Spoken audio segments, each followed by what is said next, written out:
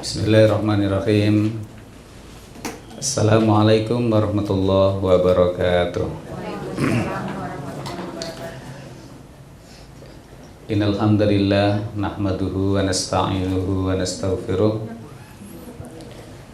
wa na'udzu billahi min syururi anfusina wa min sayyiati a'malina may yahdihillahu fala mudhillalah wa may yudlil fala hadiyalah. Asyhadu an la ilaha illallah wahdahu la syarikalah wa asyhadu anna Muhammadan abduhu wa rasuluh. Ya ayyuhalladzina amanu taqullaha haqqa tuqatih wa la tamutunna illa wa antum muslimun. Ya ayyuhan nasu taqu rabbakumul ladzi khalaqakum min nafsin wahidah wa khalaqa minha zawjaha wa batha minhuma rijalan katsiran wa nisaa wattaqullaha alladzi tasaaluna bihi wal arham innallaha kana 'alaikum raqiba. Ya ayyuhalladzina amanu taqullaha wa qulu qawlan sadida yuslih lakum a'malakum wa yaghfir lakum dhunubakum wa may yuti'illaha wa rasulahu faqad faza fawzan 'azima. Amma ba'd, fa inna asdaqal hadits kitabullah wa khairal hadi hadi Muhammadin sallallahu alaihi wasallam wa syarrul umur muhdatsatuha wa kullu muhdatsatin bid'ah wa kullu bid'atin dhalalah wa kullu dhalalatin finnar. Alhamdulillah, ibu-ibu yang berbahagia, alhamdulillah hari ini saya diberi kesempatan untuk hadir di Majelis Ta'lim Ar-Rayyan. Nama Babul Jannah, ya, salah satu dari nama pintu surga Babur Rayyan. Sebelumnya yang saya hormati Sahibul Bait Ibu Lucy, juga Sahibul Bait Pak Ismail, ya, dan Ibu Umu Bari, Ibu Vinya. Oh, Ibu Vinya. Ibu-ibu sekalian, sekarang kita masuk materi dan saya lebih berbahagia bila Bapak Ibu sekalian, bapaknya satu, ibunya banyak kan? Banyak bertanya nanti, supaya dengan pertanyaan ini kita makin berkembang materi kita.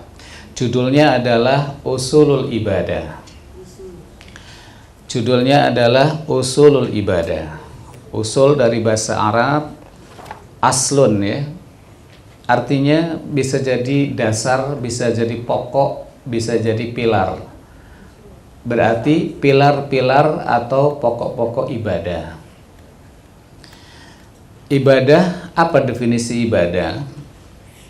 Ibadah definisinya adalah ismun jami' lima yuhibbuhullah wa yardah minal aqwali wal af'ali dhahirati wal batinah.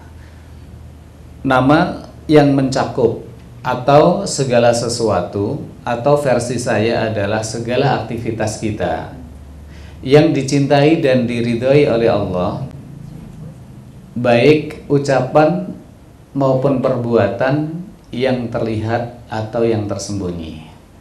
Itu namanya ibadah. Dengan demikian, ibadah itu tidak hanya sholat, zakat, puasa, dan haji, tetapi ibadah itu sifatnya adalah menyeluruh segala aktivitas kita yang dicintai dan diridhoi oleh Allah. Itu yang harus kita garis bawahi, yang dicintai dan diridhoi oleh Allah, baik berupa ucapan maupun perbuatan, ucapan lisan maupun ucapan hati tentunya, ya, baik ucapan maupun perbuatan yang terlihat atau yang tersembunyi. Itu namanya ibadah. Nah, sebagaimana ayat Al-Quranul Karim yang sering kita kaji, Allah menciptakan jin dan manusia tidak ada tujuan lain kecuali ibadah. Ini ayatnya masyhur sekali, wa ma khalaqtul jinna wal insa illa liya'budun. Dan tidaklah aku ciptakan jin dan manusia kecuali untuk ibadah. Ya, untuk mengabdikan diri kepada Allah Subhanahu wa taala. Nah, ibadah ini para jamaah sekalian yang saya hormati, yang saya muliakan, harus didasari atau didasari oleh 3. Maka usul ibadah itu 3. Pertama adalah al-mahabbah. Yang kedua adalah al-khauf, yang ketiga adalah ar-raja. Saya tulis ya. Ini ada spidol kan untuk tulisnya. Jadi usulul ibadah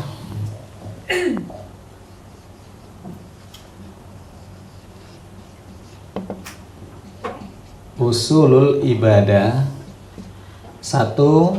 Al-mahabbah. Al-mahabbatu. Yang kedua al-khawfu. Yang ketiga ar-raja'u.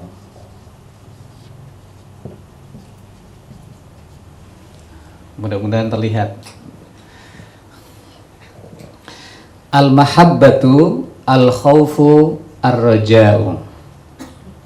Ini disebut dengan usulul ibadah, atau bahasa yang lain sebagian ulama menyebutkan arkanul ibadah, rukun ibadah.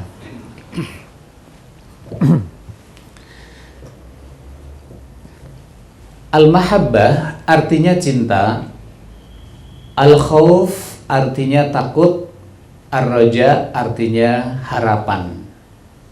Harapan.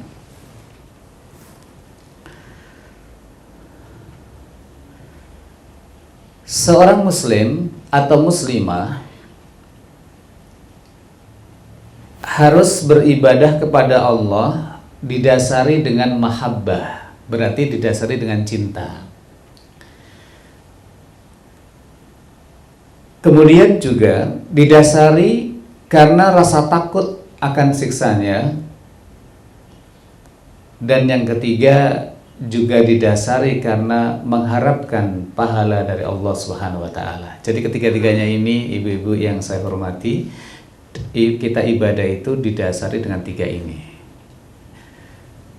Maka walidzalika qala ba'dus salaf, dengan demikian sebagian ulama terdahulu berkomentar. Apa komentarnya? Man abidallaha bil hubbi wahdihi fahuwa zindiq. Barang siapa yang beribadah kepada Allah hanya didasari cinta, maka orang itu zindiq. Jadi cinta saja. Ya. Kemudian barang siapa yang beribadah kepada Allah hanya didasari rasa takut, maka dia haruri. Jadi ada istilah zindik, ada istilah haruri. Saya tidak terpaku pada istilah itu.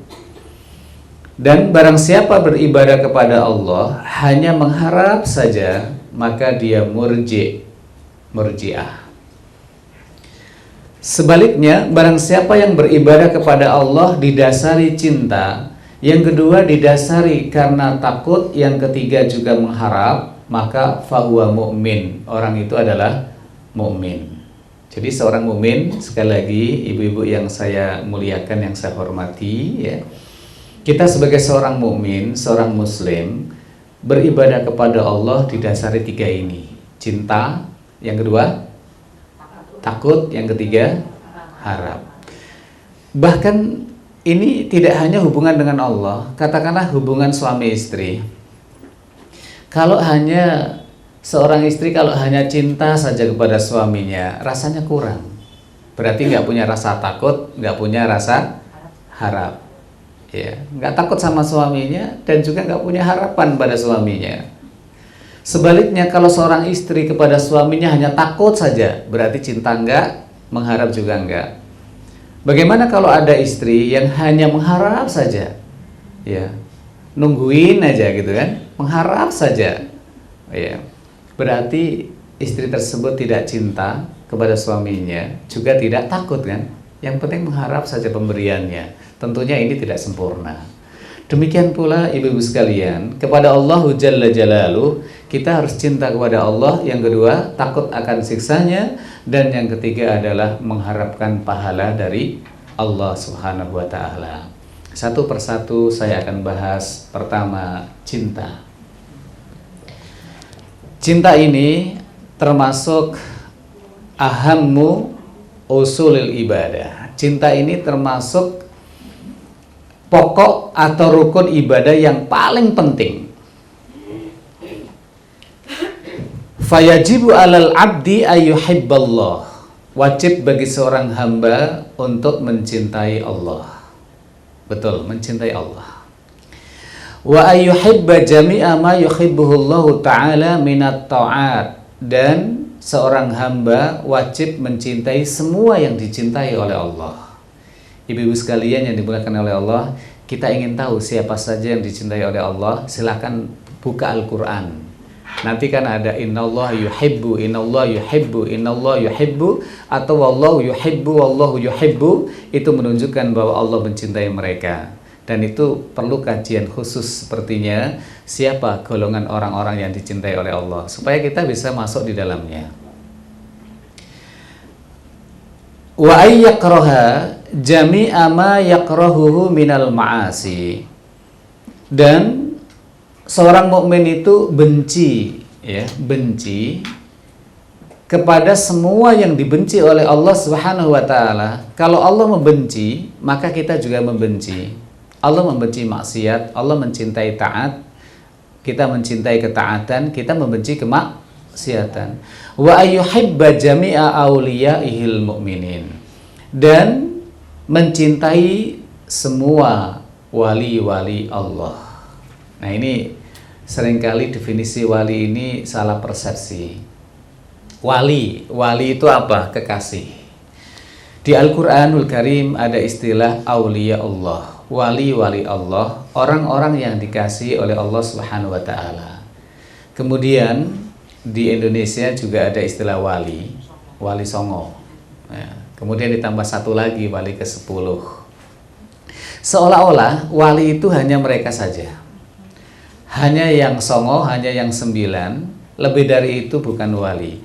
Ibu-ibu yang saya hormati, ternyata wali itu menurut Al-Quran adalah alladzina amanu wa kanu yattaqun. Surat Yunus ayat 62 atau 63. Allah Jalla Jalaluhu berfirman, ala inna awliya Allah la khaufun alaihim wa lahum yahzanun. Ketahuilah sesungguhnya wali-wali Allah, mereka itu tidak punya rasa takut dan tidak punya rasa sedih hati. Nggak takut, nggak sedih hati. Itu wali Allah. Siapa yang dimaksud dengan wali-wali Allah ini? Surat Yunus ayat 62 atau 63, tolong dicek lagi. Surat Yunus itu surat yang ke-10. Allahu Jalla Jalaluhu menyebutkan bahwa wali-wali Allah itu adalah alladzina amanu wa kanu yattaqun, yaitu orang-orang yang beriman dan bertakwa. Jadi kalau orang itu beriman dan bertakwa, itu wali Allah. Ya. Jadi wali Allah itu tidak identik dengan mereka yang diyakini bisa terbang gitu, seperti burung. Atau wali Allah itu didefinisikan seperti orang-orang yang memiliki kedikjayaan, bisa ngilang, bisa menghilang, nggak bisa balik gitu. Atau orang-orang yang didefinisikan mampu merubah kolang-kaling jadi emas, itu disebut wali Allah. Tidak demikian. Tetapi wali Allah itu adalah mereka yang beriman dan bertakwa kepada Allah Subhanahu wa Ta'ala. Oleh sebab itu hari ini saya berhadapan dengan wali-wali Allah. Insya Allah. Paling enggak wali murid lah. Paling enggak wali Allah, insya Allah. Karena wali Allah itu definisinya kekasih-kekasih Allah, orang-orang yang disayangi oleh Allah Subhanahu wa Ta'ala. Nah, kepada mereka ini, ibu-ibu sekalian, kita mencintainya. Jadi semua orang mukmin yang bertakwa itu wali Allah. Kita harus mencintai mereka. Sebaliknya, wa ayyabghadha jami'a a'da'ihi minal kufari wal munafiqin. Membenci semua musuh-musuh Allah. Siapa musuh-musuh Allah? Minal kufar wal munafiqin. Ya, dari golongan orang-orang kafir dan orang-orang munafik. Itu musuh Allah. Kita wajib membenci mereka karena Allah membenci mereka. Wa kullu hadza wajibun 'alal muslim. Semuanya ini adalah wajib bagi seorang muslim, la khiyara lahu fi, tidak ada pilihan yang lain. Artinya Ibu sekalian, tidak ada pilihan kalau kita itu mencintai selain Allah. Tidak ada pilihan kita membenci apa yang tidak dibenci oleh Allah Subhanahu wa taala. Jadi seperti itu, ini pilar yang pertama, ibadah itu memang didasari dengan cinta. Silahkan buka surat At-Taubah ayat 24. Surat 9 ayat 24. Surat At-Taubah atau Al-Bara'ah. Ini adalah surat yang tidak diawali dengan basmalah.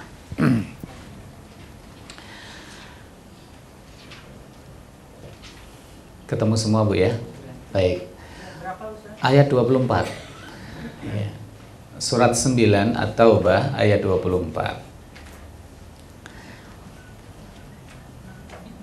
Di dalam ayat ini ada 8 hal yang kecenderungannya manusia pasti mencintainya. Setelah Allah menyebutkan 8 hal, Allah menyebutkan 3. Berarti ini 8 lawan 3. Ya, 8 lawan 3. 8 hal tersebut kecenderungan manusia pasti mencintainya. Tidak ada manusia, katakanlah yang normal, tidak mencintai 8 hal ini. Pasti mereka mencintainya. Kemudian setelah 8 hal tersebut, Allah tampilkan 3. Nah, timbangannya mana yang lebih kita cintai? Coba kita baca ya. A'udzubillahi minasyaitonirrajim. Qul in kana aba'ukum wa abna'ukum wa ikhwanukum wa azwajukum wa ashiratukum wa amwalun iktaraftumuha wa tijaratun takhshawna kasadaha wa masakinu tardawnaha ahabba ilaikum minallah wa rasulih wa jihadin fi sabilihi fatarabbasu hatta ya'tiyallahu bi amrih wallahu la yahdil qaumal fasiqin. Ini ayatnya.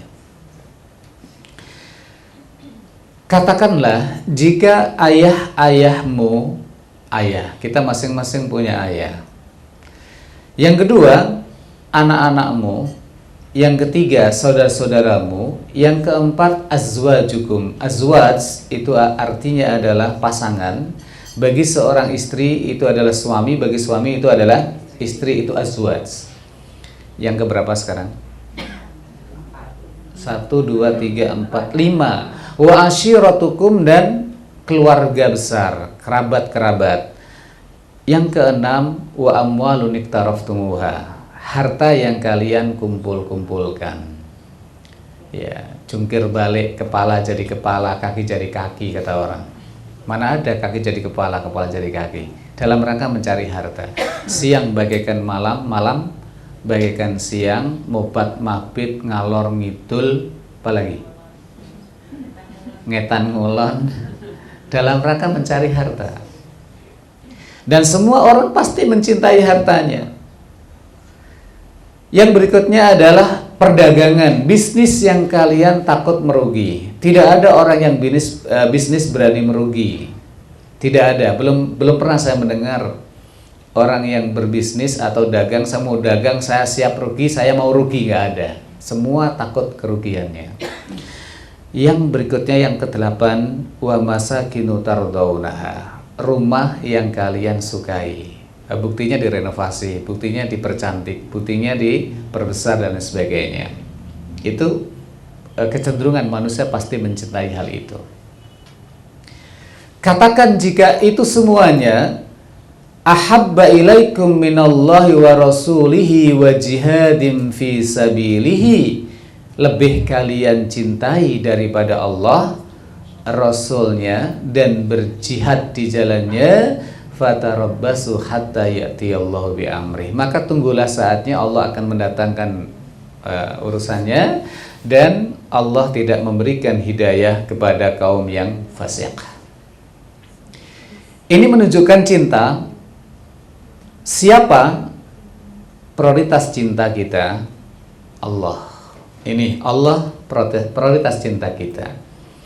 Yang kedua adalah Rasulullah Shallallahu Alaihi Wasallam. Yang ketiga adalah berjuang atau berjihad di jalan Allah Subhanahu Wa Taala. Baru yang keempat, kelima, keenam, dan seterusnya, sebagaimana tadi disebutkan ayahmu, anakmu, saudaramu, kerabatmu, dan lain sebagainya. Oleh sebab itu, tidak ada salahnya ketika seorang istri yang sudah mengetahui ayat ini, kemudian ia pulang ketemu suaminya, lalu mengatakan, wahai suamiku, aku baru menyadari, ternyata cintaku padamu nomor 4. Gimana kira-kira? Suami-suaminya tiba-tiba tersinggung apa enggak? Atau sebaliknya, bagi para suami yang mengerti ayat ini, memahami ayat ini, pulang ke rumah, tiba-tiba ia mengatakan kepada istrinya, wahai istriku, ternyata cintaku kepadamu itu nomor 4. Apa yang terjadi? Pada saat itu istrinya sedang membuat sambal. Ya. Sambil mau pegang apa? Yang ini. Nah, ulekan kan? Sedang asik membuat sambal nih. Tiba-tiba suaminya pulang dari ngaji. Ia mengatakan tadi, hai istriku sayang, ya, ternyata cintaku padamu nomor 4. Kira-kira gimana? Yang melayang yang mana nih? Ya. Tetapi bagi kita seorang mukmin, ibu sekalian, seorang mukmin dan mukminah harus menyadari ayat ini. Betapa ayat ini mengajarkan kepada kita prioritas cinta itu kepada Allah. Nih, kepada Allah. Yang kedua, mencintai Rasulullah Shallallahu Alaihi Wasallam. Yang ketiga, mencintai berjuang. Baru yang keempat, kelima, dan seterusnya. Ini nggak boleh bergeser, tidak boleh tertukar. Kalau tertukar, kita ini termasuk orang-orang yang fasik. Wallahu la yahdil qaumal fasiqin, dan Allah tidak memberikan hidayah kepada kaum yang fasik. Apakah ada sahabat yang lebih mencintai Allah? Banyak. Semua sahabat lebih mencintai Allah. Apakah ada sahabat yang mencintai Rasulullah dan berjuang mengalahkan cintanya kepada keluarganya, kepada istrinya? Ada. Sebut saja namanya Handolah. Catat baik-baik, namanya Handolah. Handolah adalah seorang pemuda yang tidak memiliki prestise dunia. Kalau laki-laki nggak punya prestise dunia itu kalau ngelamar diterima atau tidak. Mikir-mikir kan? Anda pekerjaan tetap Anda apa? Wah, saya nggak bekerja tetap, tapi saya tetap bekerja. Kan beda ya Bu ya? Pekerjaan tetap atau tetap bekerja. Kalau saya milih tetap bekerja. Kerjaannya tetap apa? Tidur aja kan, kerjaan tetap juga itu. Tetapi kemudian Allah Subhanahu wa Ta'ala memberikan istri yang salihah. Singkat ceritanya, akhirnya Handolah menikahi istrinya pada saat malam pertama. Sebut saja begitulah. Malam pertama pernikahan itu indah. Berbeda kalau malam pertama di alam kubur kan. Ya. Malam pertama adalah malam yang sangat bahagia. Semua orang mengalami itu. Semua orang, semua manusia yang berumah tangga pasti mengalami malam yang indah ini. Bahkan orang-orang Arab itu kan kelihatannya kaku ya. Tetapi ketika mereka mengilustrasikan romantisme malam pertama dengan syair yang amat sangat pendek, ya lailtul ya naumzul ya subhula tatlu. Wahai malam, jadilah kamu panjang. Malam pertama maunya panjang, cerita ngalor ngidul. Masih ingatkah itu? Lali gitu ya. Wahai malam, jadilah kamu panjang. Sesudah itu, wahai ngantuk, pergi sono, pergi, ngantuk, jangan ngantuk. Itu malam pertama. Yang ketiga, wahai subuh, jangan kamu datang. Subuh gak boleh datang. Makanya yang paling dibenci oleh pengantin baru itu muadzin subuh. Lagi asik-asiknya ngobrol, adzan lagi. Nah, kita bisa bayangkan ibu-ibu yang saya hormati betapa indahnya malam pertama. Tetapi itu dilalui saja oleh Handolah. Handolah mendengar Rasulullah dan para sahabatnya berangkat ke Uhud. Kalau bahasa saya adalah Handolah berkata kepada istrinya, wahai istriku sayang, yang baru saya nikahi hari ini, aku akan menyusul Rasulullah Shallallahu Alaihi Wasallam ke Uhud. Aku ingin ikut bersama Nabi perang melawan orang kafir. Nah, ibu-ibu sekalian, pergi perang itu kembali nama atau kembali badan? Ya, cenderungannya kembali nama saja. Doakan aku syahid, doakan aku mati syahid, dan kalau aku mati syahid, aku akan tunggu kamu di pintu surga. Janjiannya di pintu surga, bukan di pintu Taman Mini atau Ancol, tapi di pintu surga. Ini bahasa saya ya. Istrinya mungkin mengatakan, abang, saya ikhlas melepas kepergian abang untuk berjihad di jalan Allah Subhanahu wa Ta'ala. Saya doakan Anda syahid dan nanti kita bersama bisa menikmati indahnya surga. Berangkatlah Handolah, ibu sekalian, meninggalkan istri yang baru dinikahi hari itu. Akhirnya terjadilah perang Uhud. Dan insya Allah kita yang sudah pernah haji, pernah umrah, kita ke Uhud kan. Biasanya diajak jalan-jalan ke Uhud, diceritakan bagaimana peristiwa Uhud. Setelah peristiwa pertempuran di Uhud, Rasulullah Shallallahu Alaihi Wasallam memeriksa jenazah. Ada jenazah pamannya yang sudah dimutilasi, dibedah dadanya, hilang jantungnya. Juga ada jenazah yang lain yang ya beraneka macam jenazah. Tetapi Masya Allah, ada satu jenazah yang aneh bin ajaib. Jenazah ini basah kuyup. Kenapa ini kok basah kuyup ini? Ternyata ini adalah Handolah, sang pengantin baru. Rasulullah Shallallahu Alaihi Wasallam mendapatkan kabar dari malaikat bahwa ada malaikat yang sedang memandikan jenazahnya Handolah. Dimandikan langsung oleh malaikat. Selidik punya selidik, bahasa sekarang cek, yang ya cek and recheck begitulah. Ternyata kepergian Handolah ke medan Uhud sebelumnya belum sempat mandi janabah. Jadi mandi janabah aja nggak sempat, subhanallah. Berangkat ke Uhud dan akhirnya syahid di Uhud dan dimandikan oleh malaikat. Kita mau membahasakan peristiwa ini dengan bahasa apa lagi kalau bukan karena cinta, betul nggak?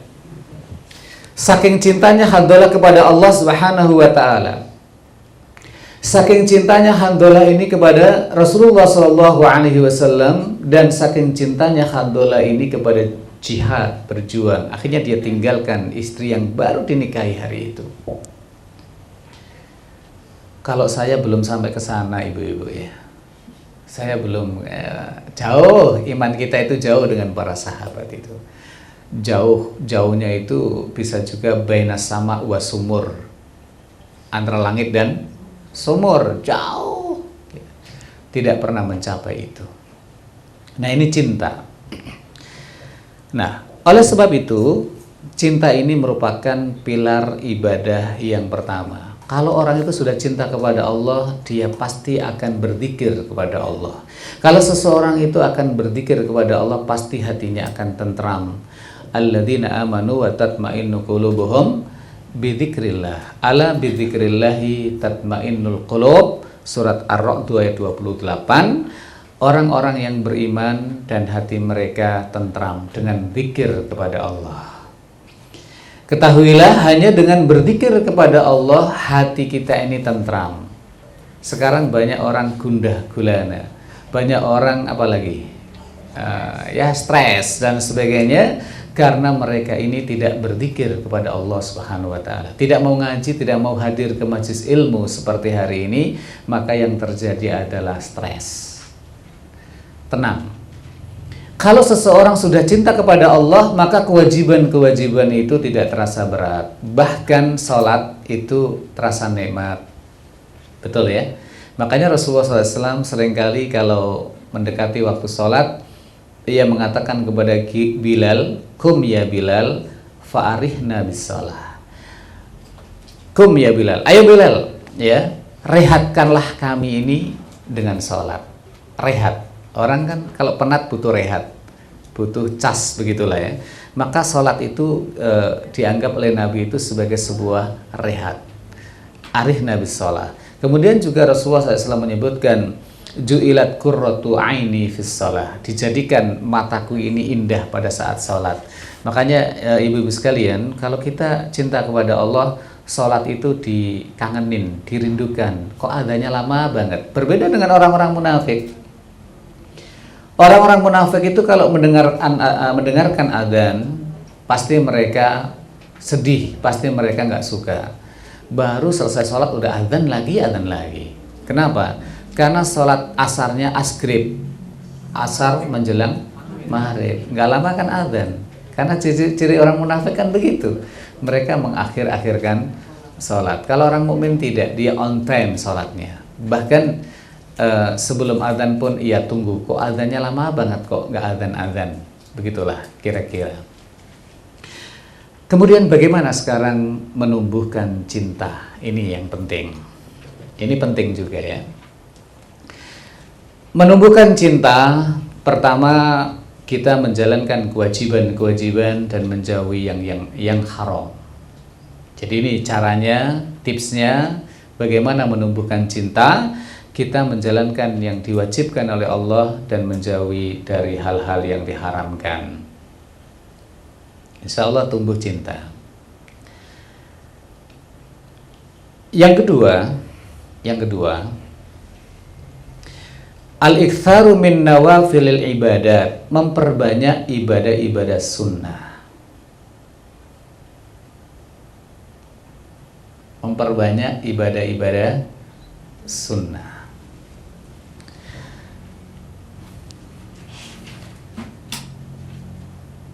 Atau memperbanyak ibadah pada umumnya lah, begitu.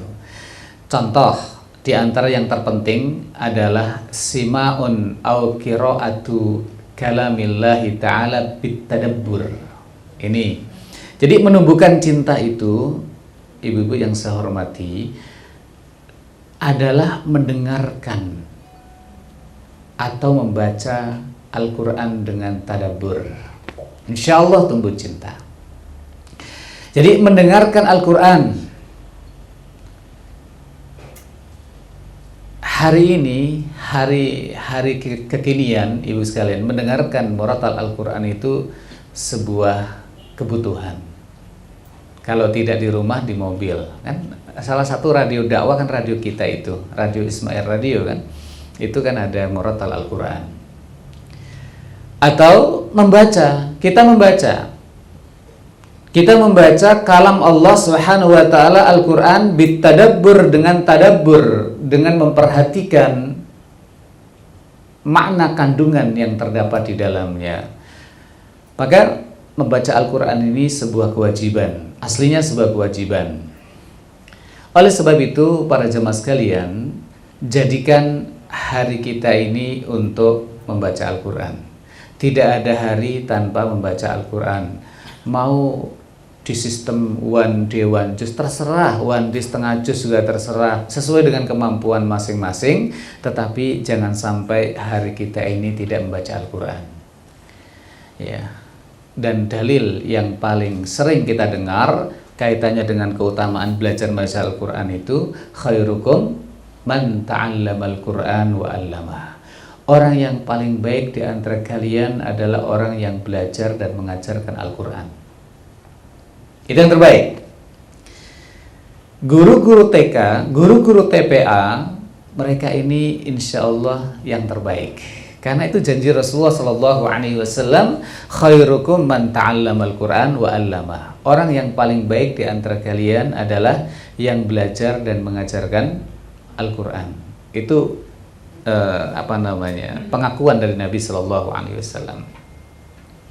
Bahkan kalau kita membaca Al-Quran pada zaman sekalian, sementara kita mahir itu lancar, mahir itu mengetahui kaidah-kaidah tajwidnya, Rasulullah Shallallahu Alaihi Wasallam menyebutkan al-mahiru bil Quran ma'as safaratil kiramil bararah walladzi yaqra'ul Quran wa huwa yatata'ta fahuwa lahu ajran. Orang yang mahir membaca Al-Quran nanti rombongannya bersama malaikat-malaikat. Tuh, ini nggak main-main ini ya. Kalau di dunia ini, kita ini katakanlah, kita ini diajak rombongannya R1 Pak Jokowi, naik mobilnya, pasti bangga. Itu baru rombongan presiden di dunia ini, pasti bangga. Mungkin akan disut oleh media. Bahkan ketika itu kita WA teman-teman kita, tahu nggak, saya sekarang sedang dengan Pak Jokowi loh, misalnya begitu. Betapa bangganya. Nah, sementara kita lihat Rasulullah Shallallahu Alaihi Wasallam menyebutkan al-mahiru bil Quran ma'as safaratil kiramil bararah. Orang yang mahir baca Al-Quran nanti rombongannya malaikat-malaikat. Wah, nggak main-main ini. Apa nggak bahagia kita ketika nanti bersama malaikat-malaikat? Lalu bagaimana dengan orang-orang yang membaca Al-Quran ya tak terbata-bata, masih kesulitan sementara dia belajar, susah membedakan antara fa dengan pa, alam tarokai papa ala rabbuka fi ashabil fil misalnya. Ya. A'udzu billah, misalnya gitu. Tapi dia terus belajar, ya, kata Nabi Shallallahu Alaihi Wasallam, lahu ajron, ia memiliki 2 pahala. Pahalanya malah 2. Tinggal kita memilih nanti rombongannya malaikat atau tetap menikmati 2 pahala. Ya, malaikat saja. Nah, inilah cara menumbuhkan cinta itu dengan membaca Al-Quran. Bahkan ibu sekalian yang dimuliakan oleh Allah, sebuah hadis yang diriwayatkan oleh Imam Muslim di dalam sahihnya, ternyata ayat-ayat Al-Quran itu lebih mahal daripada kenikmatan dunia. Di dalam hadis tersebut Rasulullah SAW bersabda begini, afala yahdu ahadukum ilal masjid fayata'allama aw yaqra'a ayataini min ayatillahi azza wa jalla khairul lahu min naqatain wa thalath khairul lahu min thalath wa arba' khairul lahu min arba' wa min a'dadihinna minal ibil. Artinya, kenapa salah satu di antara kalian tidak segera ke masjid? Ini berarti menyindir mereka yang rumahnya tidak jauh dari masjid. Kenapa salah satu di antara kalian tidak segera ke masjid? Ini juga memberikan pelajaran bahwa kalau ke masjid itu cepat, kalau ke masjid itu segera, semangat. Jangan terbalik. Kata seorang istri kepada suaminya, wahai suamiku, ikut saya yuk. Kemana istriku? Ke masjid. Ke masjid. Nah, kan gitu. Suatu hari, gimana kalau kita ke mall? Ayo yuk ke mall yuk. Nah, ini terbalik gitu, terbalik. Demikian pula kalau suami mengajak istrinya, kan, istrinya diajak ke masjid lebih semangat daripada diajak ke mall. Ya, silakan dijawab masing-masing. Nah, makanya Rasulullah SAW bersabda, kenapa salah satu di antara kalian tidak segera ke masjid? Untuk apa? Untuk mempelajari atau membaca 2 ayat dari ayat Allah, yaitu Al-Quran. Khairul lahu min naqatain, itu lebih baik daripada 2 ekor onta. 3 ayat yang ia pelajari di dalam masjid lebih baik daripada 3 ekor onta. 4 ayat yang ia pelajari di dalam masjid lebih baik daripada 4 ekor onta. Begitu seterusnya. Begitu sabda Nabi Shallallahu Alaihi Wasallam. Onta itu binatang khusus. Onta ya, binatang khusus. Al-Quran sendiri memerintahkan kita afala yanzuruna ilal ibili kaifa khuliqat. Kenapa mereka tidak melakukan observasi bagaimana onta itu diciptakan? Ternyata onta itu memiliki keistimewaan. Onta itu kalau sekali jalan hafal jalannya, suruh bolak-balik itu hafal. Yang kedua, onta ini menyimpan air di perutnya sehingga tahan tidak minum 2 minggu. 2 minggu nggak minum itu tahan. Kalau kita kan nggak tahan. Yang ketiga, onta itu memiliki rasa malu mengalahkan malunya manusia. Kalau onta itu maaf mau kawin gitu ya, ada orang yang ngintip, ada orang yang ngintip tuh, nggak jadi dia. Dan orangnya dikejar, kemana pun dikejar, saking malunya onta itu. Orang mau kawin kok dilihat gitu kan. Marah betul, kejar itu. Seandainya orang tersebut naik ke pohon kurma, itu ditunggui oleh onta itu. Nah sekarang betah mana, orangnya atau ontanya? Ontanya nggak minum 2 minggu tahan, yang di atas gimana? Nah inilah onta. Nah onta itu makhluk yang spesiesnya luar biasa, tersendirilah itu, ajib itu onta. Nah onta itu Bu, ada yang mahal, ada yang murah.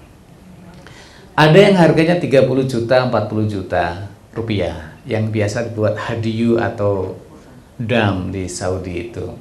Tetapi ada onta yang harganya 1 juta real, ada yang 10 juta real, ada yang 17 juta real. Ya, ada seorang badui saya tanya di pelosok di Saudi sana, katanya, Anda mau harga berapa? Dari yang murah sampai yang mahal. Yang mahal berapa? 17 juta. Oh 17 juta rupiah? 17 juta real. Nah kalau 1 real 3.000 saja, itu berarti ada 52 miliar. Betul kan? Berarti 2 ayat yang kita kaji di dalam masjid, kita kaji artinya, kita dalemin artinya, itu lebih baik daripada 104 miliar. Yang 1 onta 52 miliar. Berarti 2 onta 100 berapa? 4 miliar. Itu 2 ayat. Bagaimana ayat Al-Quran ini 6.000 sekian?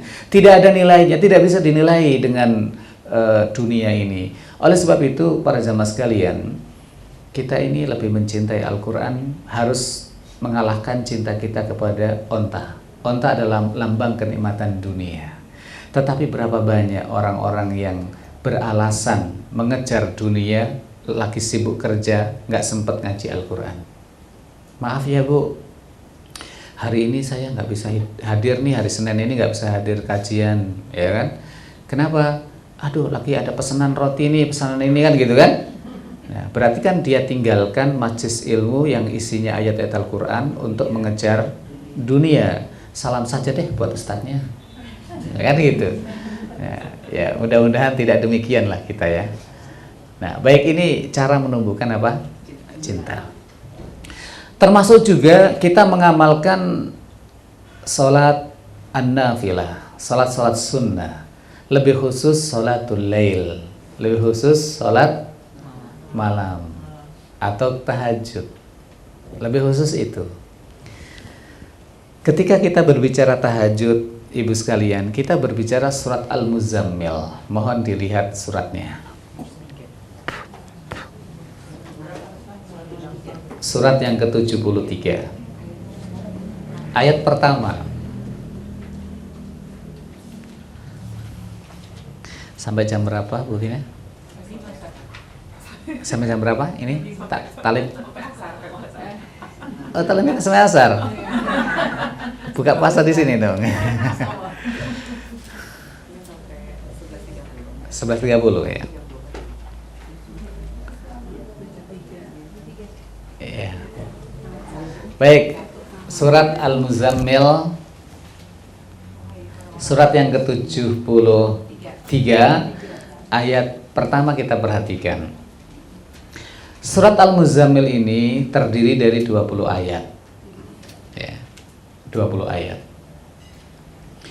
Ayat pertama sampai ayat 19 turun terlebih dahulu. Ayat yang ke-20 1 tahun kemudian baru turun. Ya. Jadi 20 ayat, 19 ayat turun terlebih dahulu. Setahun kemudian baru turun ayat yang ke-20. Ya ayyuhal muzammil, wahai orang yang berselimut. Siapa yang dimaksud orang berselimut di dalam ayat yang mulia ini? Rasulullah Sallallahu Alaihi Wasallam. Ya. Kenapa Allah tidak menyebut ya Muhammad, tetapi disebut sifatnya wahai orang yang berselimut? Karena di dalam bahasa Arab itu ada kalimat lembut. Kalau nama yang disebut itu kasar, tetapi kalau sifatnya itu mengandung kelembutan. Contoh, kita ngajar di kelas, kita tahu semua nama anak didik kita di kelas. Ada salah satu di antara mereka yang ngantuk, namanya Amir. Amir ini ngantuk, berat, gurunya tahu. Tiba-tiba gurunya mengatakan, wahai Amir, jangan kamu ngantuk. Itu keras, itu kasar, sehingga Amir merasa harga dirinya jatuh. Dan dia mangkel pasti sama gurunya. Enak-enak turu di bangunan lagi. Enak-enak tidur di bangunan katanya. Ya dibangunin maksudnya. Tetapi kalau kita mengatakan wahai yang ngantuk bangun, maka Amir bangun tanpa merasa diadili, tanpa merasa dipojokkan. Bahkan mungkin Amir akan mengatakan, barangkali yang ngantuk teman saya yang lain, bukan saya. Makanya surat tersebut tidak mengatakan ya Muhammad, tetapi ya ayyuhal muzammil, wahai orang yang berselimut. Berarti malam apa siang? Malam. Selimut ada dua, selimut hidup dan selimut mati kan. Allah panggil hai orang yang berselimut untuk apa? Qumil laila illa qalila. Bangunlah malam sekalipun hanya sebentar. Bangun malam walaupun sebentar. Sebentarnya itu bagaimana? Nisfahu, separuh malam, midnight show. Separuh malam. Awingkus mindu qalila, atau kurangi sedikit berarti sepertiga awal. Auzid alaihi, atau sepertiga akhir, atau disebut dengan 2/3 malam. Untuk apa ibu-ibu sekalian? Untuk qiyamul lail. Nah itu. Ini salah satu cara menumbuhkan cinta kita kepada Allah Subhanahu wa taala. Warattilil Qur'ana tartila, dan bacalah Al-Qur'an secara tartil. Berarti dalam surat Al-Muzammil itu perintah qiyamul lail dan perintah untuk membaca Al-Qur'an. Kalau kita tidur, kata Nabi, kita itu diikat di tengkuk kita ini 3 ikatan oleh setan tuh. Cuma saya nggak tahu ngikatnya pakai apa, karena belum pernah satu kelas ya. Nggak ngerti, pokoknya diikat kata Nabi. Nah kalau seseorang bangun dalam rangka ingat kepada Allah, lepas satu. Ingat, kalau bangun tapi bangunnya itu dia ingat kepada Allah, maka lepas satu. Tapi kalau bangunnya hanya untuk pipis balik lagi, tidur maning, nggak lepas. Nggak lepas. Kemudian setelah orang itu wudhu, maka ikatan kedua lepas. Kalau orang itu sholat, lepas 3-tiganya. Maka dia kemudian bermunajat kepada Allah, paginya dia semangat. Paginya dia semangat, pasti semangat. Semangat juangnya, semangat kerjanya. Maka kalau ada orang yang males pagi itu bu, suruh tahajud. Secara logika kan kurang tidur. Kok malah semangat? Itu janji Rasulullah SAW. Paginya dia akan menjadi orang yang fresh, orang yang semangat. Makanya tadi itu kalau kita punya ya kenalan macam-macam, males paginya, suruh dia tahajud. Insya Allah dia akan menjadi orang yang semangat. Nah, saya lanjutkan surat Al-Muzammil tadi. Maka Rasulullah SAW dan para sahabatnya, mereka qiyamul lail selama 1 tahun. baru turun ayat yang ke-20, inna rabbaka ya'lamu annaka taqumu adna min thulutsayil laili wa nisfahu wa thulutsahu wa ta'ifatun minal ladzina ma'ak wallahu yuqaddirul laila wan nahar alima allan tuhsuhu fataba 'alaikum faqra'u ma tayassara minal qur'an alima an sayakunu minkum marda wa akharuna yadribuna fil ardi yabtaghuna min fadlillah wa akharuna yuqatiluna fi sabilillah faqra'u ma tayassara min wa aqimus salata wa atuz zakata wa aqridullaha qardan hasana wa ma tuqaddimu li anfusikum min khairin tajiduhu indallah huwa khairu wa a'dama ajra wastaghfirullah innallaha ghafurur rahim. Ayat yang ke-20 ini diturunkan setahun berikutnya. Berarti subhanallah Bapak Ibu sekalian, Rasulullah dan para sahabatnya itu qiyamul lail selama 1 tahun. Baru ada dispensasi. Karena umat Islam setelah 1 tahun bangun malam itu ada yang sakit, ada yang paginya harus tetap bekerja, ada yang paginya tetap berjuang di jalan Allah, maka akhirnya qiyamul lail atau tahajud itu berubah hukumnya menjadi sunnah muakkad. Dan ini kita bisa mengambil pelajaran. Seandainya di antara kita mampu qiyamul lail selama 1 tahun, 1 tahun qiyamul lail, maka akan memiliki kekuatan spiritual yang luar biasa. Tapi 1 tahun loh ya, meskipun ini nggak ada dalil mesti 1 tahun, cuma ngikutin saja bagaimana alur turunnya surat yang ke-20 itu. Ya, setelah 1 tahun Rasulullah digembleng, ya, Rasulullah dan para sahabatnya melakukan apa? Komunikasi dengan Allah ketika malam. 1 tahun, luar biasa. Ya. Tapi buat ibu-ibu saya rasa nggak bisa 1 tahun ya, karena kan ada haid, ada halangan yang lain. Ya. Iya, 1 tahun luar biasa. Iya, luar biasa itu. Nah, ini cara untuk apa? Menumbuhkan cinta.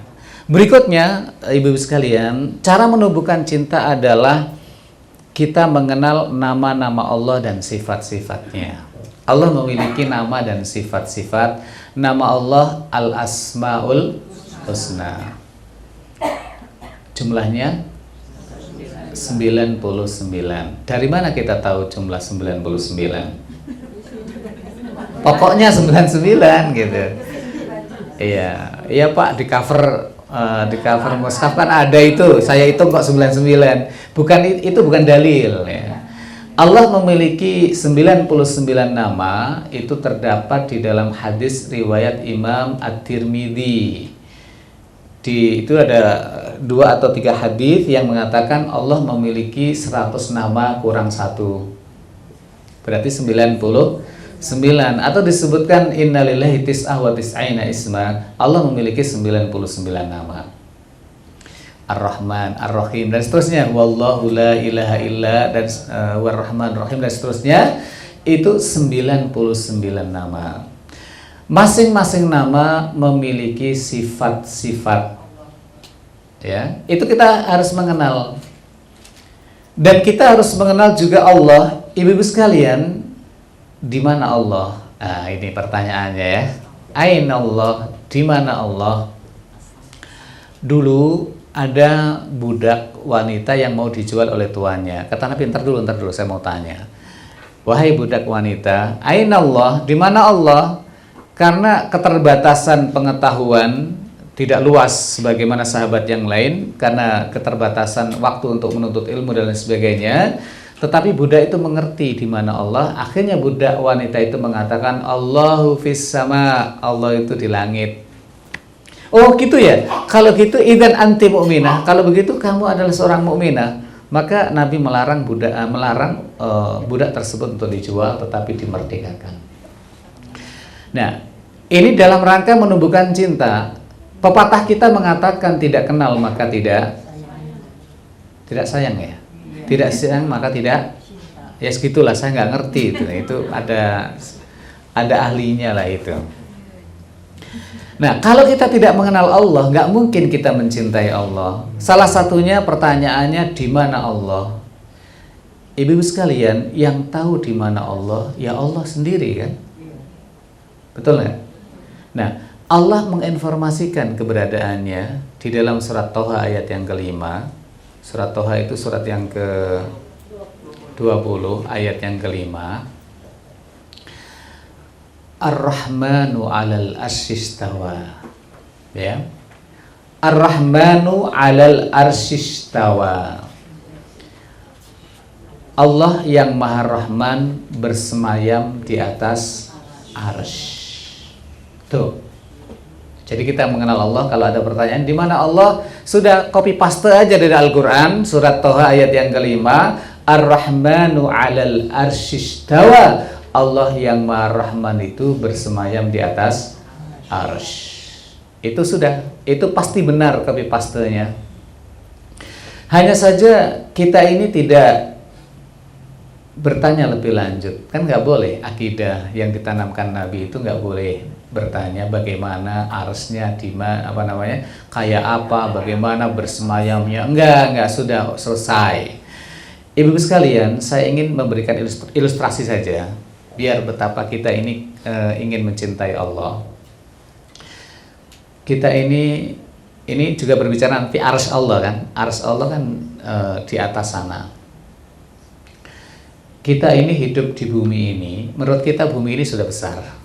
Masya Allah, besar banget bumi ini. Namun kita ini tidak semua tinggal di bumi. Tidak, maksudnya saya tidak tinggal di semua bumi ini. Kita ya ngupek-ngupek tinggal di Indonesia, ya betul kan? Indonesia pun nggak semua daerah kita tempati. Lebih kecil lagi kita ke Jawa, lebih kecil lagi kita ke di mana ini sekarang? DKI ya. Lebih kecil lagi di Jakarta Selatan, lebih kecil lagi di Kemang ya. Kebayoran Baru, lebih kecil lagi Dharma Wangsa, lebih kecil lagi rumah, lebih kecil lagi ruangan, lebih kecil lagi kamar. Betapa kecilnya kita dibanding bumi ini. Nah, walaupun demikian, coba kita bandingkan. Bumi ini kan salah satu planet di antara planet-planet yang lain. Kemudian kalau kita lihat ke atas itu adanya langit, itu dalam bahasa Arab namanya as-sama'ud dunya, langit dunia. Jadi langit yang bisa kita lihat ini namanya as-sama'ud dunya, langit dunia. Langit dunia, di bawahnya ini ada tata surya. Salah satunya adalah planet bumi ini. Kalau ini dikumpulkan semuanya, kemudian diperes begitulah, itu hanya seperti cincin. Ibu-ibu punya cincin kan, yang dilemparkan di tengah padang pasir ketika dibandingkan dengan langit yang kedua. Bisa diterima ilustrasi saya? Kalau masing-masing ibu punya cincin, kan cuma di sini aja kan, ya. Coba dilemparin ke depan sini, Bu. Cincinnya. Betapa kecilnya dibanding karpet ini kan. Nah, itu dibanding karpet ini. Tetapi dalam sebuah riwayat itu disebutkan langit satu dan seterusnya tadi dibanding luasnya langit yang kedua, kalau diperes itu bagaikan cincin yang dilemparkan di tengah padang pasir. Langit yang kedua plus satu, plus semua yang ada ini dibandingkan luasnya langit yang ketiga, diperes begitu, itu bagaikan cincin yang dilemparkan di tengah padang pasir. Betapa luasnya langit yang di atasnya. Begitu seterusnya, sampai langit yang ketujuh. Luasnya langit yang ketujuh itu bagaikan padang pasir, sementara keenam, kelima, keempat, ketiga, kedua, kesatu, termasuk bumi yang kita pijak ini, itu bagaikan apa? Cincin saja. Nah, di atas langit yang ketujuh ini ada ada lautan. Begitu juga lautannya luasnya, ini semuanya bagaikan cincin aja. Di atas lautan itu ada arsy-Nya Allah Subhanahu wa taala. Wa kana arshuhu 'alal ma. Arsy-Nya Allah itu di atas air. Nah, Allah Subhanahu wa taala bersemayam di atas air, di atas arsy. Ini nggak boleh kita bayangkan. Ini akidah kita, akidah Ahlussunnah wal Jamaah, akidah yang ditanamkan Nabi SAW, tidak bertanya bagaimana bersemayamnya dan sebagainya. Saya hanya ingin memberikan gambaran kepada ibu-ibu sekalian betapa kecilnya kita. Makanya Allahu Akbar, ya kan? Kita ini nggak ada apa-apanya, kecil banget, begitulah. Nah, kalau kita tidak mengenal sedemikian akbarnya Allah, mungkin nggak tumbuh cinta? Sepertinya tidak. Makanya butuh studi khusus kaitannya dengan ma'rifatullah. Mengenal Allah, nama-namanya 99 itu kan masing-masing perlu disarah, perlu dijelaskan. Apa makna Ar-Rahman, apa makna Ar-Rahim, apa makna Al-Jabbar, apa makna, kan itu supaya dalam rangka mengenal Allah Subhanahu wa taala. Baik, saya anggap ini selesai. Pertama soal mahabbah tadi. Sekarang langsung kedua, yaitu al-khauf, takut. Takut di sini takut akan siksa Allah Subhanahu wa taala. Ya Allah, kalau saya tidak beribadah, saya takut Engkau siksa. Siksa, ya. Dan memang kita ini diberi rasa takut, ibu-ibu sekalian. Ada takut yang sifatnya manusiawi, itu boleh. Ada yang takut yang nggak manusiawi. Manusia itu takut binatang buas, ular misalnya. Tetapi ada rasa takut yang tidak boleh, seperti takut jin gitu. Takut jin itu nggak boleh.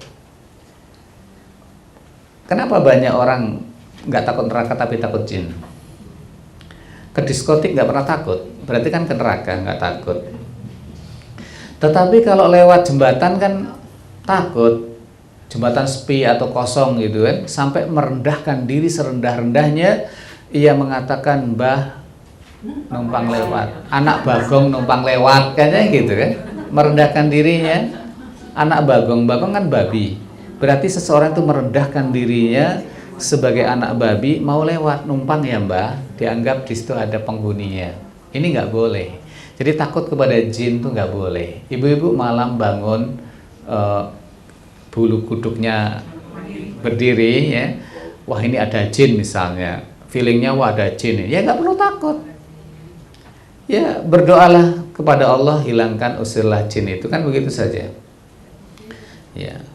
Atau ibu-ibu sedang berada di lokasi asing, di hotel atau sedang safar kemudian menginap di sebuah tempat, nggak perlu takut, wah jangan-jangan di sini ada jin, di mana-mana ada jin. Nggak perlu takut, cukup mengatakan a'udzu bikalimatillahi tammati min syarri ma khalaq. Allah akan lindungi dari godaan-godaan itu semuanya. Jadi nggak boleh takut.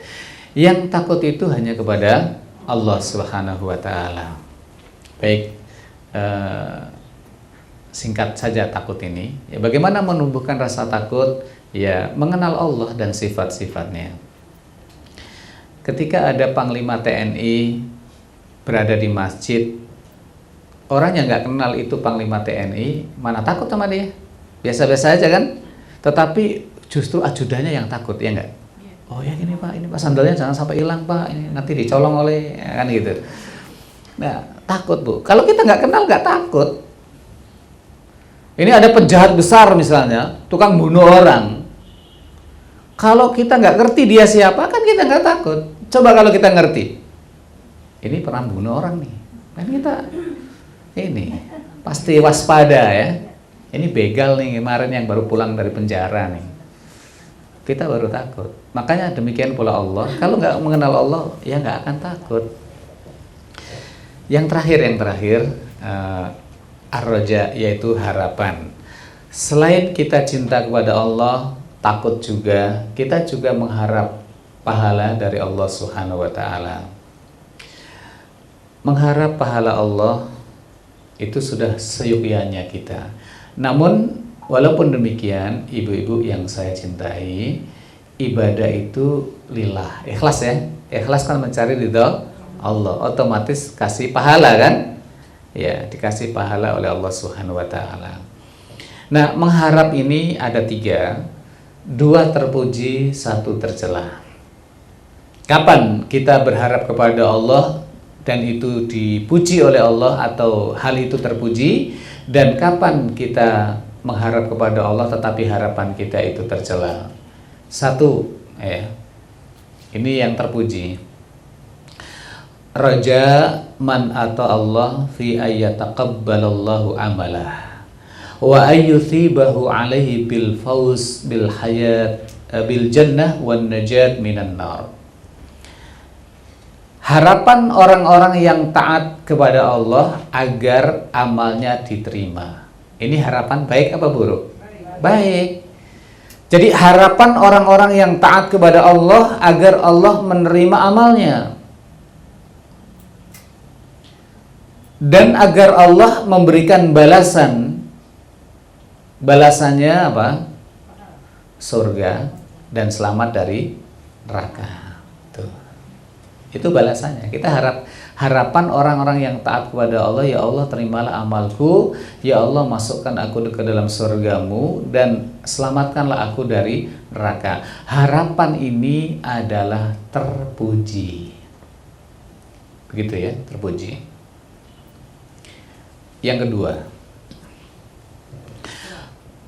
raja man aznaba dzunuban tsumma taba minha fi ayyaghfirallahu dzunubah wa ayyafu anha.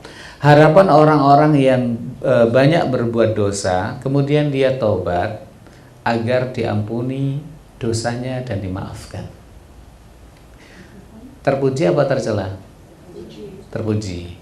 Jadi orang-orang yang berbuat dosa lalu ia taubat, memohon berharap kepada Allah agar diterima taubatnya dan diampuni dosa-dosanya.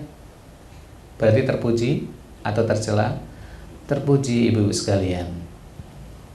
Jadi taubat, dia taubat. Dia banyak dosa karena manusia itu kan memang tempat noda dan dosa. Al-insan, kenapa disebut insan? Karena tempat makhalul khata' wa nisyan katanya, tempat salah dan dosa. Tidak ada manusia yang tidak berdosa. Nah, dengan dosa-dosa yang ia lakukan, ia bertaubat kepada Allah Subhanahu wa taala, karena kalau bertaubat diampuni dosanya oleh Allah. Nah, taubat ini. Saya cerita sedikit tentang taubat. Taubat ya. Kadang-kadang ada orang merasa taubat saya ini diterima oleh Allah apa tidak.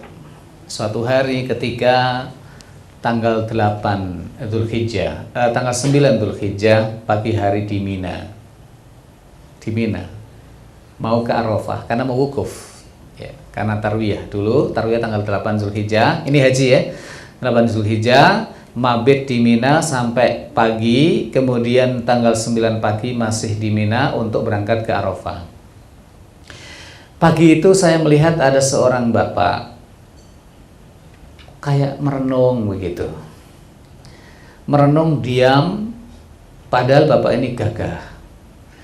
Saya sebagai pembimbing memberanikan diri. Mau nggak mau saya dekatin. Saya dekatin, Pak, ada apa? Kok kelihatannya ada sesuatu yang difikirkan. Kata dia, Ustadz, apakah tobat saya diterima oleh Allah? Loh, kenapa? Karena akhirnya saya tanya, kenapa? Sebentar dia diam lalu memberikan jawaban, ya saya pernah membunuh 10 orang.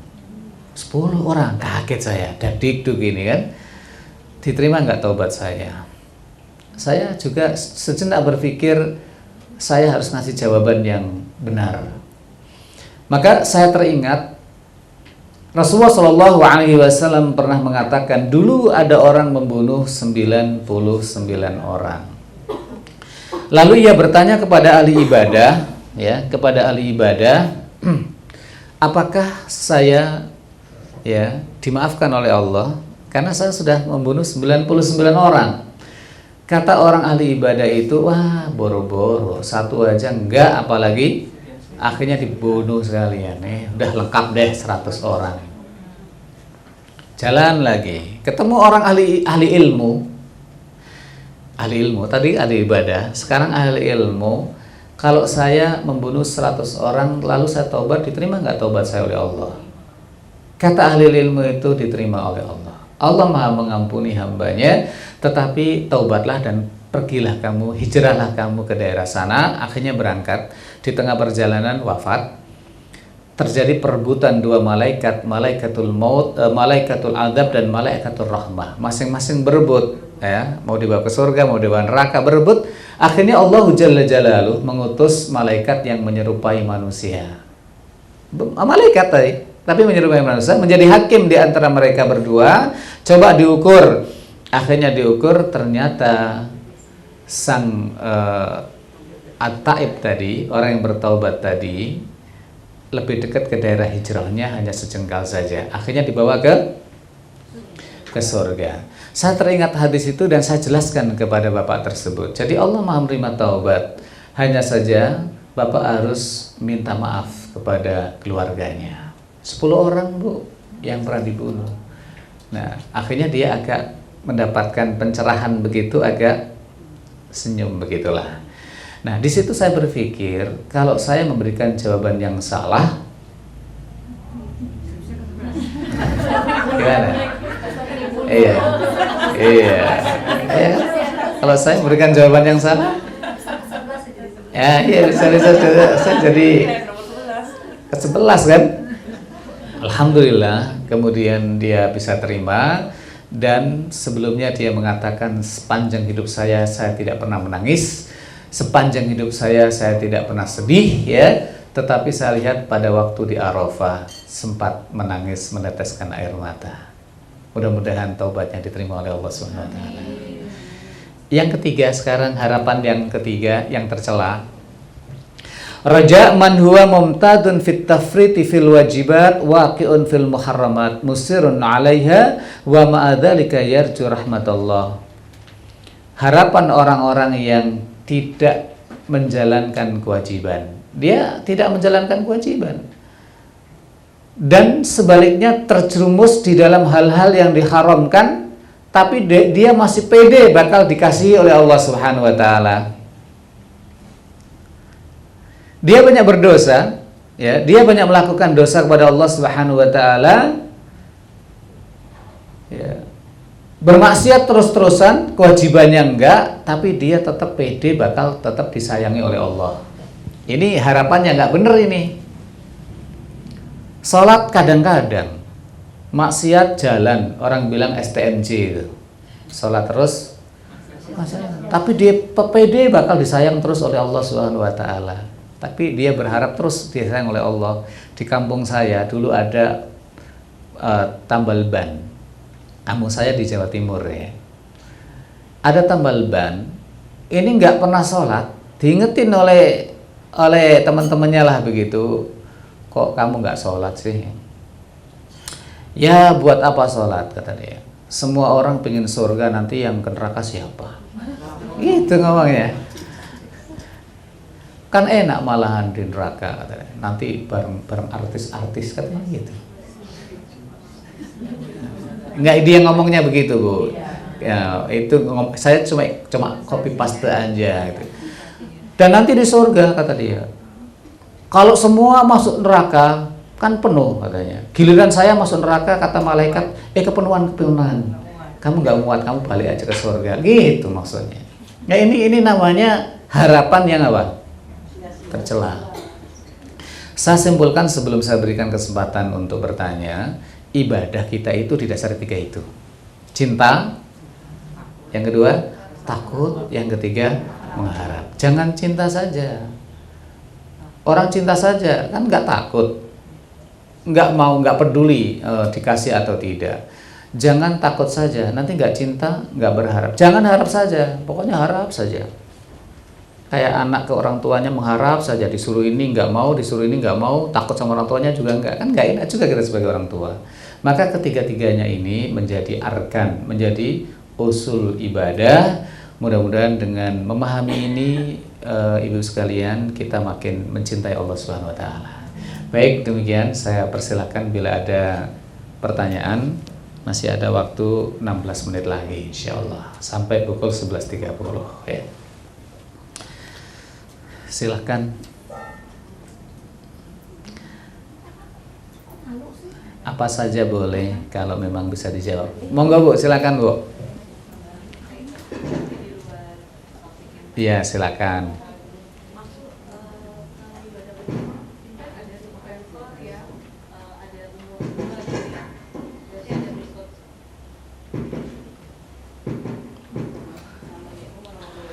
Waalaikumsalam warahmatullahi wabarakatuh. Iya.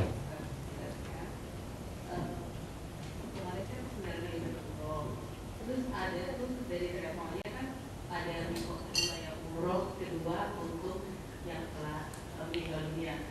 Tapi kebetulan saya ada teman juga, dia kan sama kayak kita sunnah juga, nggak ada istilahnya mikot kedua gitu. Itu gimana ya Pak Ustaz? Baik.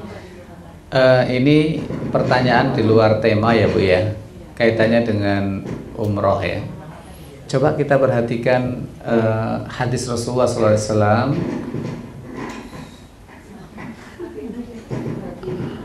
Al-umratu ilal umrati kafaratu lima bainahuma wal hajjul mabrur laisa lahu jazaa'un ilal jannah.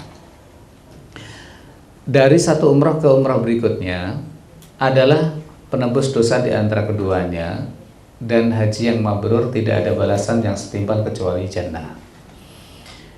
Dari satu umrah ke umrah berikutnya, ini ucapan Nabi, ya kan? Bagaimana perbuatan Nabi? Rasulullah SAW seumur hidup itu umrah 4 kali. 4 kali. Tahun 6 Hijriah yang kemudian tergagalkan itu karena tertahan di Hudaybiyah, itu yang pertama. Yang kedua tahun 7 Hijriah, yang ketiga tahun 8 Hijriah, yang keempat tahun 10 Hijriah. Rasulullah SAW adalah suri tauladan yang baik, ya kan? Beliau umroh seumur hidup 4 kali dari tahun ke tahun, ya. Itulah yang dimaksud oleh hadis Nabi tadi itu, dari umroh satu ke umroh yang lain, penebus di antara dosa keduanya. Beliau datang ke Mekah, bahkan tinggal di Mekah beberapa hari. Beliau tidak memanfaatkan waktu di Mekah itu untuk umroh yang kedua, yang ketiga, yang keempat. Itu suri tauladan kita, Nabi Muhammad SAW. Bagaimana dengan Aisyah? Kan Aisyah radhiyallahu anha waktu haji kan umroh itu dari Tan'im, ya, dari Tan'im. Itu kasusnya karena Aisyah pada waktu haji itu haid gitu loh, nangis ya. Kemudian setelah mau pulang, nangis juga, sedih juga, ya Rasulullah, kalian semuanya pulang membawa haji dan umroh, sementara saya belum umroh. Maka ketika itu Rasulullah SAW memerintahkan Abdurrahman, saudaranya Aisyah, untuk menemani Aisyah ke Tan'im, untuk miqat di Tan'im. Lalu beliau menyelesaikan umroh. Kita perhatikan riwayat ini, yang menemani Aisyah itu adalah Abdurrahman, betul kan? Abdurrahman tidak memanfaatkan waktu itu untuk umroh juga, karena Aisyah gitu. Seandainya itu disyariatkan, pasti Abdurrahman juga memanfaatkan waktu itu untuk umroh, atau sahabat-sahabat yang berada di Mekah akan umroh berulang-ulang dari Tan'im atau Ja'rona atau Hudaybiyah. Tetapi hal itu tidak terjadi pada zaman Nabi SAW. Dengan demikian, Tan'im itu adalah miqat bagi wanita yang terhalang karena haid. Bagi laki-laki yang nggak pernah haid, ya kan, masa ngambil miqat di Tan'im? Gitu loh Bu ya. Dengan demikian, sekali perjalanan sekali umroh, itu maksudnya gitu loh. Seperti Nabi kan, tahun ini ibu umroh, tahun depan ibu umroh. Antara umroh tahun ini dan umroh tahun depan, itulah menghapus dosa-dosa kecil di antara keduanya. Jadi bukan mumpung di Mekah umroh berulang-ulang, bukan demikian. Bahkan para ulama terdahulu menyarankan agar tawaf, banyak tawaf, ya, bukan umroh lagi, banyak tawaf. Ini kan seringkali dipacu jamaah itu untuk umroh lagi. salah satu jamaah saya kemarin, jamaah taklim ya, bercerita saudaranya itu meninggal di sana. Ya, salah satu sebabnya adalah pembimbingnya itu ngajak umroh berulang-ulang sampai setengah mati pun dipaksa, akhirnya meninggal di sana. Jadi memang kita sudah waktunya mengenal sunnah lebih dalam lagi, ya. Bagaimana sunnah Nabi dalam sholat, bagaimana dalam zakat, puasa, haji, dan lain-lain. Memang kita sudah harus belajar sunnah Nabi SAW karena itu salah satu syarat diterimanya ibadah. Begitu Bu ya. Jadi jawabannya sekali perjalanan, sekali umroh. Perbanyak tawaf saja. Ya, perbanyak tawaf pagi, siang, malam, dan seterusnya. Wallahu a'lam bishawab.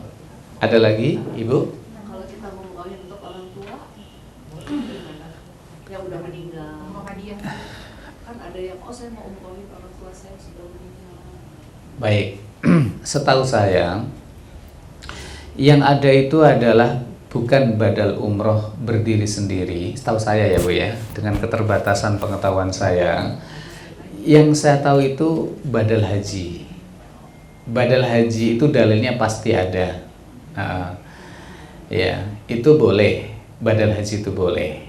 Jadi seorang yang sudah haji, tahun depan mau haji lagi, ya, tapi hajinya membadalkan orang tuanya, lalu ia mengucapkan labbaik Allahumma umratan an ibunda siapa namanya binti siapa, ya kan? Kemudian dia melaksanakan umroh dulu, ya, umroh di awal namanya tamattu, baru nanti haji labbaik Allahumma hajjan an ibunda fulanah bin fulan misalnya. Itu setahu saya itu dalilnya yang kuat kaitannya dengan haji. Tapi kalau umroh berdiri sendiri seperti yang Ibu tanyakan, saya belum tahu dalilnya. Itu butuh kajian Bu, butuh kajian tersendiri, saya nggak hadir. Tetapi itu pertanyaan-pertanyaan, ada beberapa riwayat yang mengatakan kaitannya dengan orang tua saya tidak mampu lagi duduk untuk rihla, apakah aku boleh hajikan dia? Ya hajikan dia gitu. Tapi perlu memang harus ada persiapan ya untuk menjawab pertanyaan itu. Silakan Ibu. Saya pengen nanya, disuruh baca Quran kan dengan tartil. Iya. Ada berapa namanya di dalam Quran itu kita yang disuruh. Saya cuma tahu di Mujamil tadi sama di Al-Qiyamah. Adakah di ayat lain yang supaya kita baca Quran dengan tartil?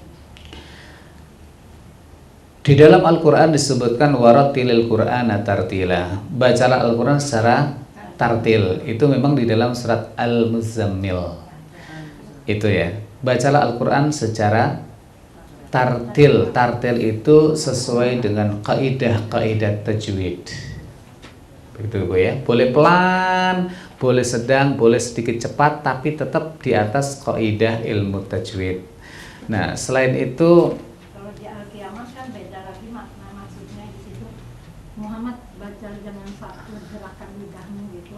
la tuharrik bihi lisanaka lita'jala bih, agar jangan tergesa-gesa. Jadi maksudnya maknanya itu sama.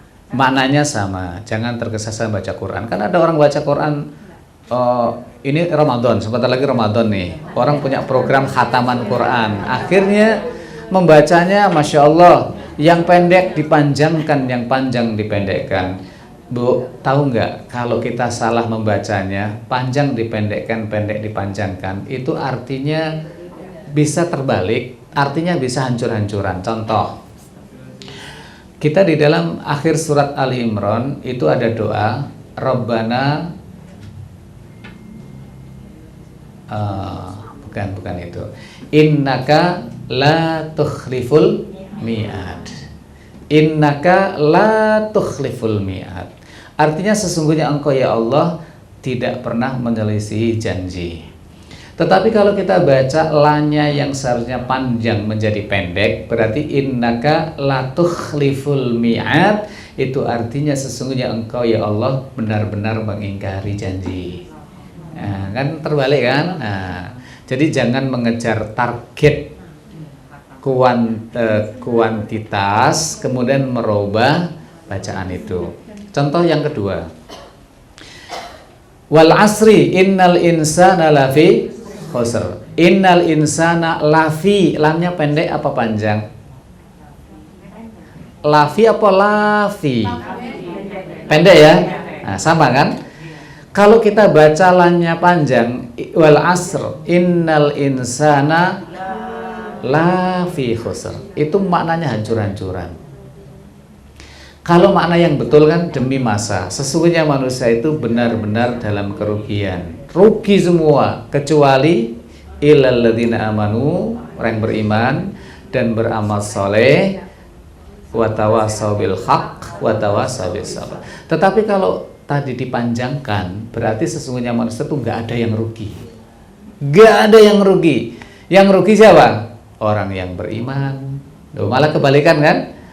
Nggak ada yang rugi, semuanya nggak ada yang rugi. Yang rugi itu hanya orang beriman, terus beramal soleh, watawasau bil haq, watawasau bis sabr. Jadi harapan maksud saya adalah himbauan kepada ibu-ibu yang saya hormati, seandainya nanti Ramadan punya target untuk khatam, tetap harus tartil, harus ala qaidatit tajwid, harus berada tetap di atas kaidah tajwid. Nah, alhamdulillah, sekedar informasi ke ibu-ibu yang saya hormati, radio kita memang radio Ismail Radio 774 AM ya. Bahagia bersama Al-Qur'an. Ya, berbahagia, bahagia bukan berbahagia. Ismail Radio 774 AM, bahagia bersama Al-Qur'an. Maka untuk Ramadan nanti kita perbanyak acara tahsin ya. Jam 3 pagi kita sudah mengudara, jam 3 pagi untuk tasmi', jadi mau yang hafalan, mau coba hafalannya di udara.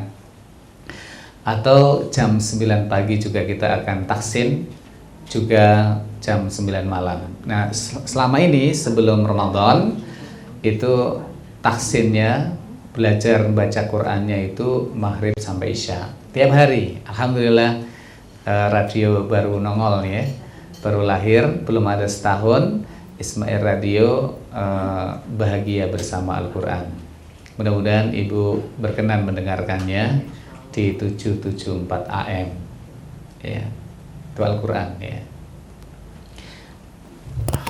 Ada lagi? Cukup? Iya Bu, yang depan dulu Bu. Nah, silakan Bu. Ustaz, tadi kan disampaikan ada musuh-musuh Allah itu orang-orang kafir dan munafik. Mm-hmm. Ini yang di sini munafik ini itu orang Islam ya Ustaz? Baik, tadi disebutkan musuh-musuh Allah itu orang-orang kafir dan munafik. Munafik itu orangnya, sifatnya, karakternya itu nifak. Munafik definisinya adalah ibharul Islam wa ibtanul kufur, menampakkan keislaman dan menyembunyikan kekufuran, itu munafik. Jadi kelihatannya Islam tapi hatinya menyimpan kekafiran. KTP-nya Islam tapi bencinya kepada Islam luar biasa, itu munafik. Dan munafik ini berbahaya, selimut, musuh dalam selimut, dan menggunting dalam lipatan. Hancurnya ya kekuatan Islam itu dari dalam, dari orang-orang munafik ini, gitu Bu ya. Kalau cirinya orang munafik itu kalau berbicara dia bohong, kalau berjanji dia ingkar, kalau dipercaya dia khianat. Itu munafik perbuatannya. Tapi kalau munafik hatinya, ya tadi itu menyimpan kekafiran dalam hatinya. Ya, itu munafik. Jadi dohirnya Islam, tapi dia kok benci kepada Islam. Mungkin ibu-ibu sering tahu ya, ini kok orang katanya Islam, tapi kok benci banget sama Islam. Ini munafik. Dan di zaman sekarang ini ya, saya yakin masih banyak orang-orang munafik. Walaupun kita tidak bisa menyebutkan ABC-nya, berbeda dengan zaman Nabi. Kalau di zaman Nabi itu dedengkot munafik itu namanya Abdullah bin Ubay bin Salul. Dan satu-satunya sahabat yang diberi list daftar orang munafik itu namanya Hudzaifah ibnu Yaman. Ya Hudzaifah, ini simpen ya rahasia-rahasia orang munafik ini. Jadi Hudzaifah itu tahu munafik-munafik itu tahu. Tetapi Hudzaifah tidak pernah menceritakan, tidak ada press kompres ya. Si fulan munafik, tidak.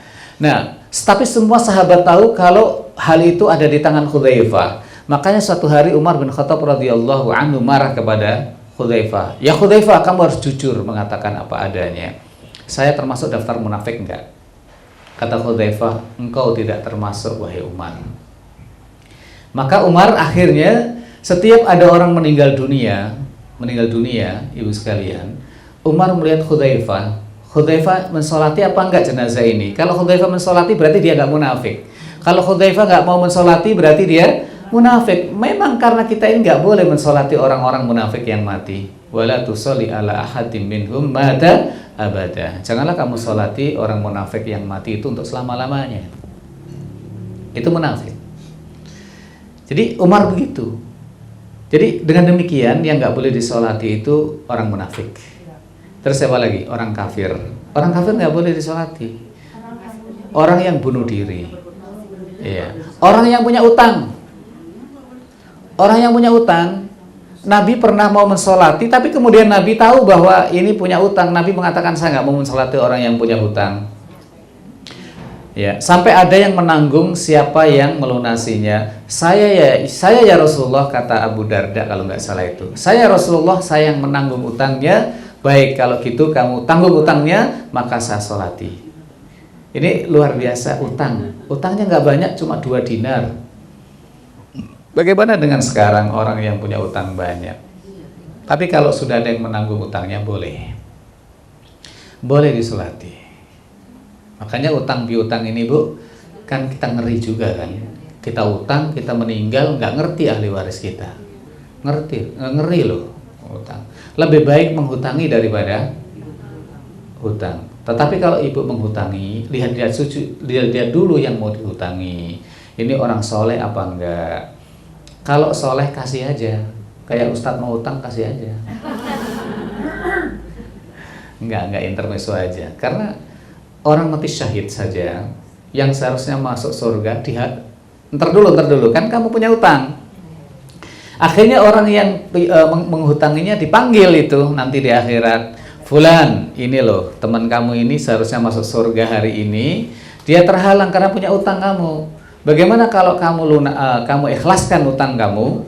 Kalau kamu ikhlaskan, kamu berdua bisa masuk surga. Ya sudah, aku ikhlaskan ya Allah, ya udah masuk surga. Ya itulah maksud saya. Kalau mau menghutangi orang itu dilihat-lihat dulu, ini orang soleh apa enggak. Kalau orang soleh ya harapannya supaya dia nanti bisa masuk surga gandeng kita gitu loh. Oh dihutangi orang maksiat dihutangi, orang ini dihutangi, malah nggak bayar, nanti di akhirat nggak bermanfaat lagi kan. Baik, Ibu silakan satu lagi terakhir ya.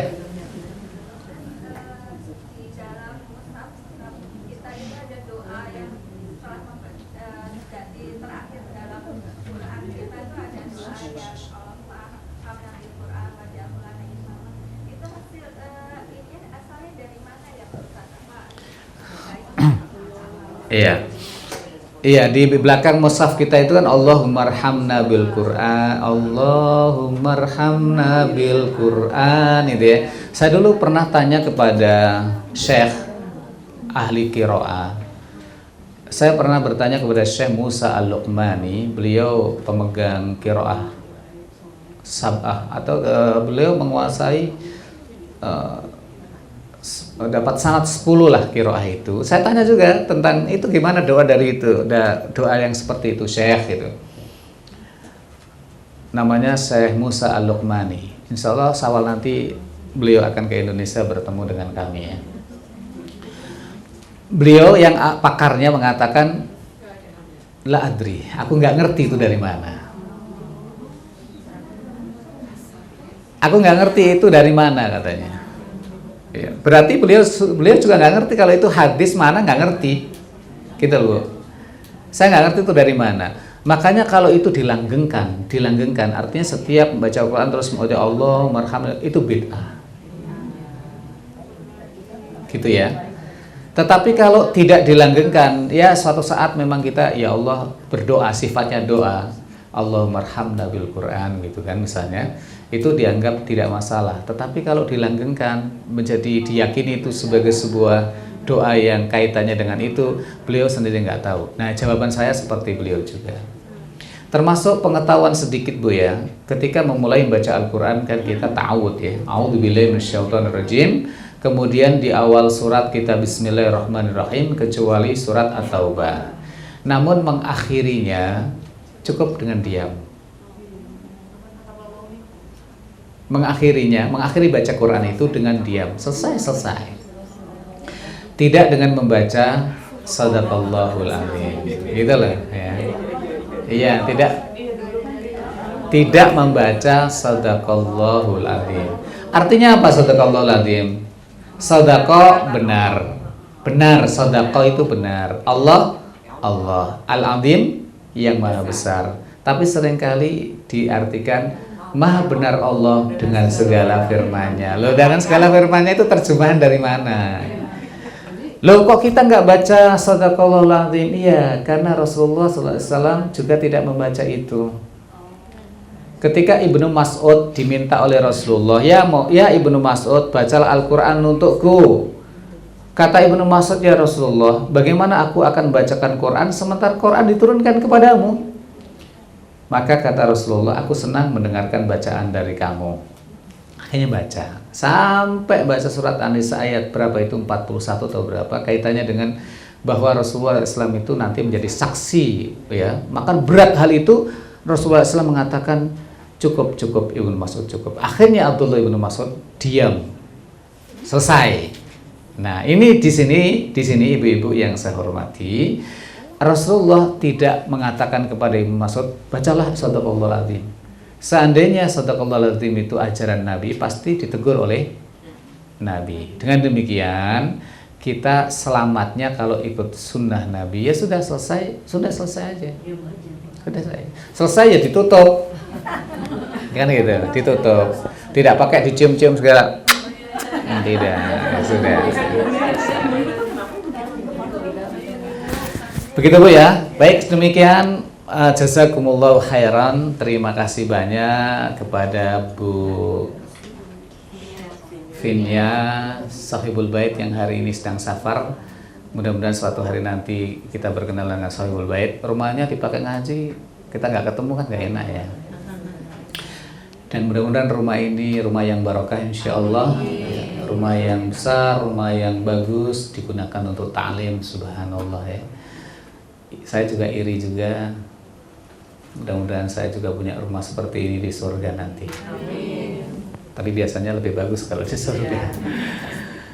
Baik, demikian mudah-mudahan bermanfaat. Harapan saya silaturahim, komunikasi, tidak harus berhadapan. Saya mengajak ibu-ibu menjadi pendengar kami, salah satu radio dakwah berbahagia bersama Al-Quran di 774 AM Ismail Radio. Atau bila ada pertanyaan-pertanyaan yang sifatnya mau japri, ya boleh juga sih. Saya senang juga kalau bertambah saudara. Bikin apa? Boleh.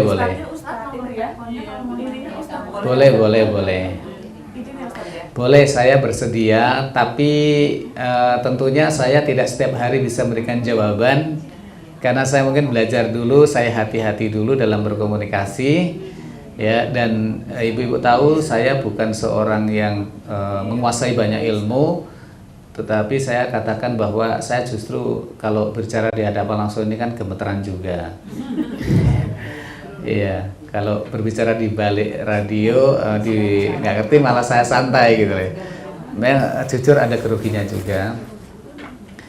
Dalam hidup saya yang grogi itu kalau khutbah atau ceramah yang grogi itu pertama khutbah nikah itu saya grogi. Betul-betul grogi. Sering padahal sudah sering disuruh khutbah nikah tapi tetap saya grogi itu. Kata itu momen yang membuat grogi. Yang kedua khutbah Aid itu saya grogi, khutbah Aid. Tetapi kalau khutbah Arafah saya enggak, masya Allah, alhamdulillah. Kalau khutbah Arafah di tengah jamaah haji itu saya malah enggak. Kalau khutbah nikah sama khutbah Aid itu agak grogi saya. saya nggak tahu kok, agak grogi ya. Nah, kalau taklim begini saya udah lama nggak taklim begini Bu. Sudah lama sekali ya nggak taklim, maksudnya nggak taklim berhadapan langsung ini memang sudah lama ya. Tapi alhamdulillah teringat saja, karena dulunya juga di radio Dakta itu ada mahasiswa taklim juga, alhamdulillah saya yang buka dulu ya, saya ngajarin mereka, karena sudah nggak sering jadi grogi kali barangkali gitu. Mudah-mudahan kedepannya tidak grogi lagi. Harus dibiasakan, Ustaz. Baik ya. Baik, demikian, mohon maaf bila ada kalimat yang tidak berkenan di hati ibu sekalian. Salam kenal dari Semai Radio, insya Allah kita bertemu lagi. Dan insya Allah nanti sore saya siaran. Kalau mau ngetes betul nggak ini radionya gitu. Baik, demikian kita akhiri dengan satu doa kafarah. Subhanakallahumma bihamdika asyhadu an la ilaha illa anta astaghfiruka wa atubu ilaik. Assalamualaikum warahmatullahi wabarakatuh.